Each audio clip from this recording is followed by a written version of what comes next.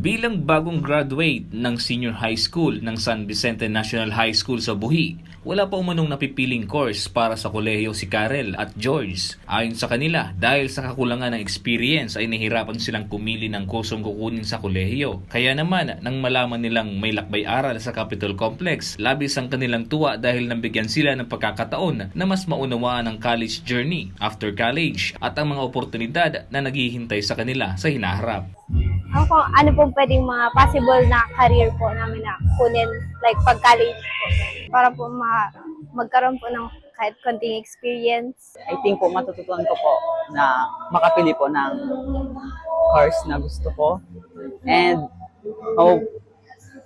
I think po makamit po ako ng mga person. Parang mabibigyan po ako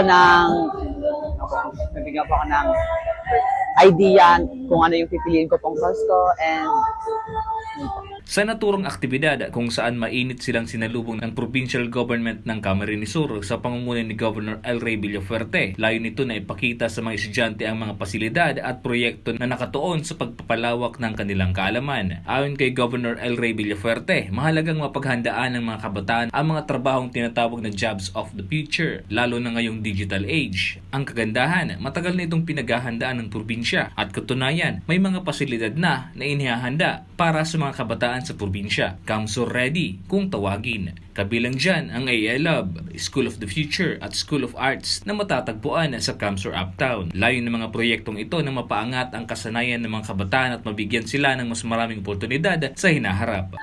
Another program ni Governor El Rey Villafuerte and Kong Migs Villafuerte sa mga taga-Rinconada area, which is the Lakbay Aral, and at the same time, hindi lang siya Lakbay Aral, we also provide them some insights, ideas about their career pathing since sila ay mga graduating students sa San Vicente National High School. So, ipapakita natin ano ba yung world na dito sa government, yung mga different offices, ano ba yung mga ginagawa ng mga different departments. So, at the same time, meron silang idea when they graduate, saan sila pwede mag-apply ng trabaho.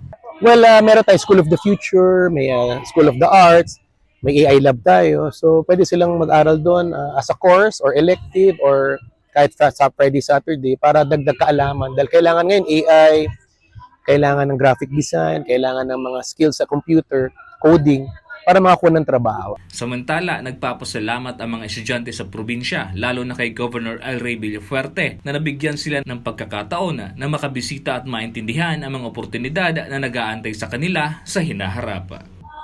At thank you so much po kay Governor El Rey Villafuerte po. thank you po. Kasi nakapunta po kami dito sa Lakbay Aral. Thank you po sa opportunity na binigay mo para po makapunta kami dito. Nick De La Cruz, CSN.